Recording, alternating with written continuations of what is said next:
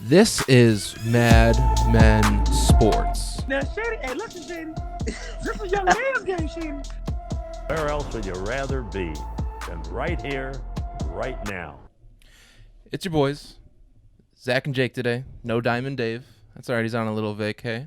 What's going on, man? It's been a while since we've been sitting down at this table. How you been?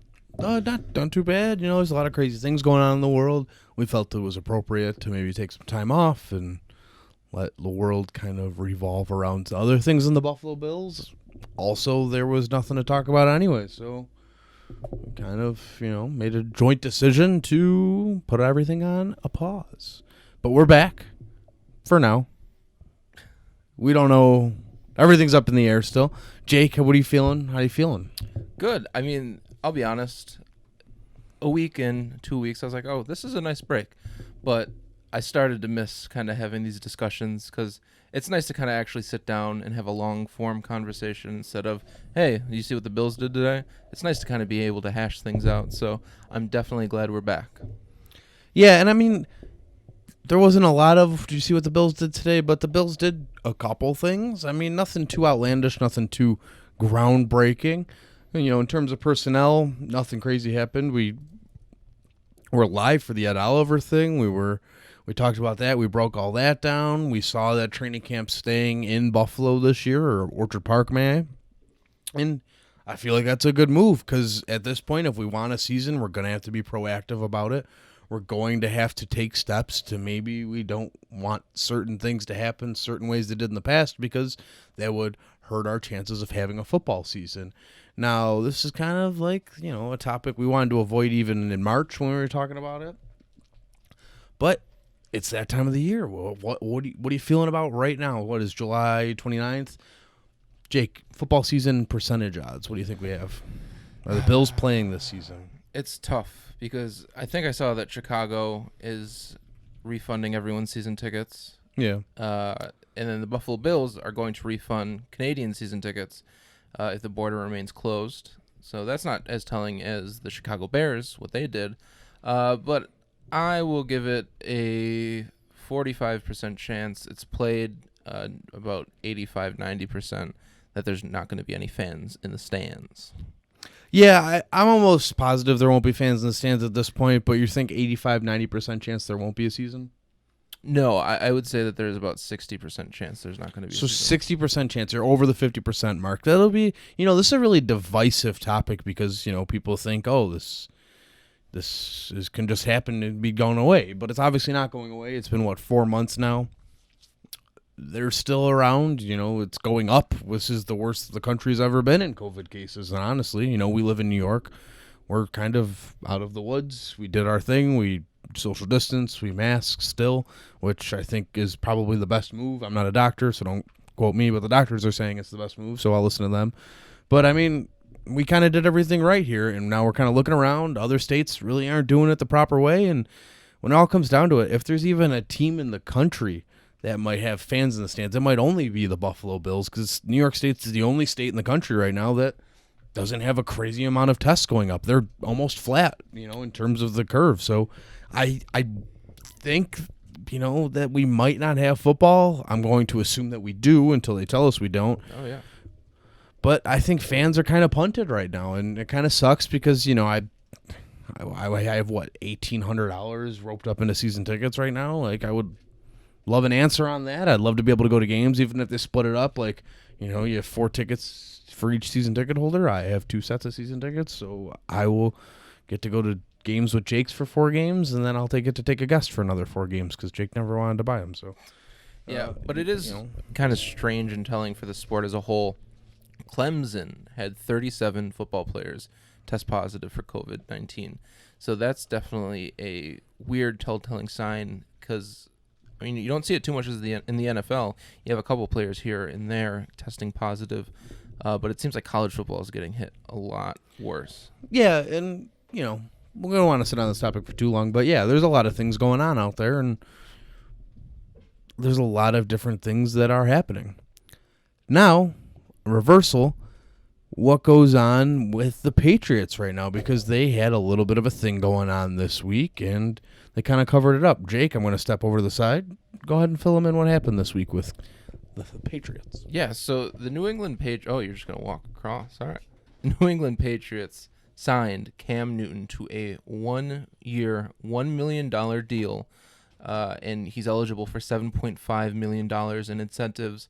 Had Richard Sherman a little upset, talking about how does a former MVP quarterback only get a deal worth $1 million? Now, I agree. When you just say it like that, it's a little weird, but Cam Newton's struggled with some injury issues. It remains to be seen if he's going to continue to be healthy this year. They haven't been able to give him a physical even. I don't believe he's been tested for a physical yet because of what's been going on in the world. Can't get a doctor, and can't get him to a doctor. It's going to be interesting, though. I mean, you look at it this way, possibly, for some, the best scenario for the Buffalo Bills. You have Sean McDermott, who knows Cam Newton very well by being obviously the defensive coordinator with Carolina. So who else would be the greatest person to stop him? I can't think of anyone else. Yeah, I mean, the Patriots signed Cam Newton this week, or yesterday, I guess, at this point. Tomorrow, 2 days ago for you guys. And former MVP, coming back from injury, all that's covered. But, you know, I heard all summer or all spring that Stidham was the guy. Stidham was going to be good, and obviously the Patriots don't think so, and you got to be scratching your head. A 1-year deal, which with incentives could go up to 7.5.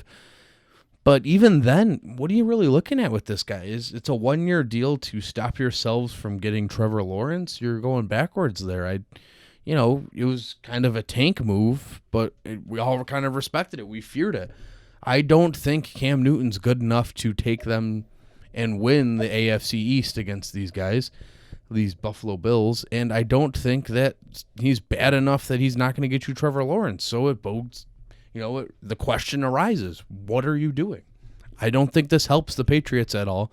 I think, if anything, it just gives Bill Belichick one more year until, maybe he's just trying to see if he can do it with another quarterback. He did it with Matt Castle for a little bit, one season. The McDermott thing is a real big problem for Newton because the guy that really went against him every day in practice, his Super Bowl year, his rookie year, the guy that was there was Sean McDermott. He knows Cam Newton like a book, and vice versa. Half the roster, whether it's a joke or not, is Carolina Panthers. So no one's going to know Cam Newton better than his former teammates and his former defensive coordinator. And then Brandon Beane was in the front office. The reason why the Patriots did this, he's probably the best quarterback available. He was probably the best quarterback available come draft time as well. He's a former MVP. He's 31 years old. That's like 10 years younger than Tom Brady is right now. Listen, if you can catch lightning in the bottle with Cam Newton, you're definitely cutting. I mean, we know what he is. He's almost everyone's favorite player. No one doesn't like Cam Newton. If you don't, you're just an idiot because you're not watching the game he plays. He's played with nothing. I don't want to hear the conversation that, who's he going to throw to? Listen, he got to the Super Bowl with Ted Ginn Jr. I mean, he's never had anyone good around him. We saw the cast-offs that came here. Kelvin Benjamin. We saw what kind of offensive weapons the Carolina Panthers had that came here and never worked out. So Cam Newton can make Julian Edelman work, whether he's old, concussed, off the HGH, whatever's wrong with Julian Edelman. He's going to come here. He's still, there's still weapons there. They have how many running backs they have. N'Keal Harry might be good. He's a former first-round pick. I mean, don't write him off yet. Those tight ends are terrible, and I'm not going to change my tone on that at all. But Cam Newton can make anyone just better out of just being Cam Newton. However, like Jake mentioned, Sean McDermott knows this guy like a book, knows his ins and outs. He's probably they joint practices last summer. Yeah, him and they took the Bills took the Panthers to through the ringer there. All the reports coming out for those 2 weeks were like, man, the Bills are just hammering this. I don't know if this is a sign for the Panthers, which were bad, or the Bills were really good, which were pretty good. I hear about Cam Newton. I was kind of just mad at first because I was like, damn it, because you don't want him to go there because you like Cam Newton. Everyone likes Cam Newton. But you can't blame him for getting a contract in a time where there's nothing but uncertainty in this world. And then doubling down to the fact where I'm not worried about him anymore. If there was ever a organization that was going to be prepared for Cam Newton and his strengths and everything that he's good at, it's going to be the Buffalo Bills that reside in Orchard Park. This is what this is like all the Carolina connections. We joke about it. Well, you want to know what? The joke's on the Patriots now because they brought in a guy that have this guy pegged and know exactly what he is. Yeah, and there's not a huge sample size. Cam Newton has played Buffalo twice in the regular season in his career. He's 1-1. He's thrown 2 touchdowns. His one win though is that Zay Jones terrible reading the ball play. That was his second game of the year, his rookie year. Or was it? The Bills were 1-1 at that point. That was just a terrible Zay Jones play, Yeah. which we all remember Zay Jones for. So exactly, that was the start of his decline. And that was the first time Cam Newton went against Sean McDermott, and the only time, and he didn't score a touchdown. It was nothing but field goals that game. It was 9-3. Mm-hmm. Yeah, so 2 touchdowns, 1 interception. He's been sacked 12 times by the Buffalo defense, with 457 passing yards and 9 rushes for 42 The Bills' yards. defense got to him 6 times in that game. I mean, Sean McDermott in his one showing against Cam Newton, 0 touchdowns, 6 sacks, and Zay Jones dropped a surefire touchdown. Mario Addison, he's already saying, I can't wait to rip this guy's head off. I mean, Josh Norman used to go up against him in practice. They fought. Everyone sees that picture all over Twitter lately. You know, you got Captain Mutterland, whether he's around still or even just hanging out, grabbing a cup of coffee in preseason. Who cares? This guy's got that. Kurt Coleman knows him. Like the list goes on and on about Carolina. You know, AJ Klein was on the team. Like there's just so much everything. Vernon Butler. Like this team is made up of Carolina Panthers. Well, welcome Cam Newton. We have your scout team defense against you. So it's safe to say that your opinion is that Cam Newton signing with the New England Patriots is not going to waver the expectation that the Buffalo Bills are going to win the AFC East? It shouldn't, honestly, and I say this in all honesty, and it sounds like pandering. I really think it helps the Bills' case. Really? I think it takes the pressure off. Yeah, especially when you have someone who, in Sean McDermott and his defense, he is so familiar. You're not going against Tom Brady. You're not going against Bill Belichick. You're going against your former guy, Cam Newton, which is a easier task 100% to kind of come up to. So, 100%. Now, the thing that pisses me off about the Cam Newton signing is that the Patriots signed him to cover up what came out yesterday, and the fact that they were once again caught cheating. How many times do you have to get caught cheating until the NFL does something more than fining and taking away draft picks? They lost $1.1 million in fines and a third-round pick in the 2021 draft, and they can't film anyone else's games for the rest of the 2020 season.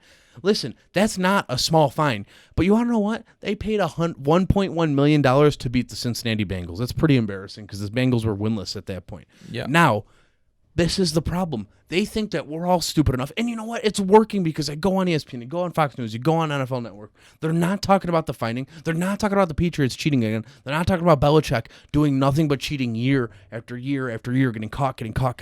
They're not talking about that. They're talking about Cam Newton and how big of a signing this is. And you know what? And if I'm Cam Newton, I pull out of this deal because the only reason why they signed him, which he can't because there was only one other team that was mildly interested, which was the Cleveland Browns, which he doesn't want to go there, obviously. No.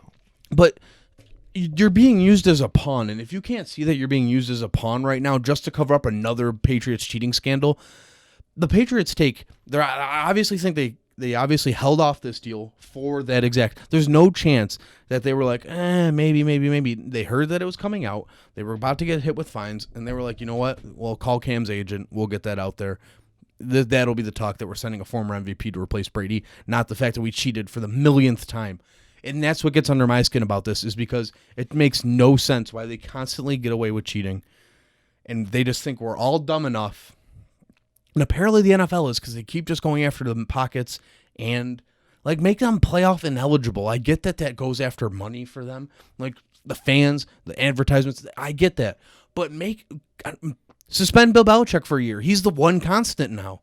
And Tom Brady, he was suspended for 4 games. He was still a constant. Maybe he doesn't know about videoing other teams' practice, but you don't think the video of other teams' sidelines comes across Bill Belichick's desk at Tuesday morning? 1,000%. Like, you got to be kidding me with this. Put someone accountable. They held Sean Payton accountable out of the league for a season.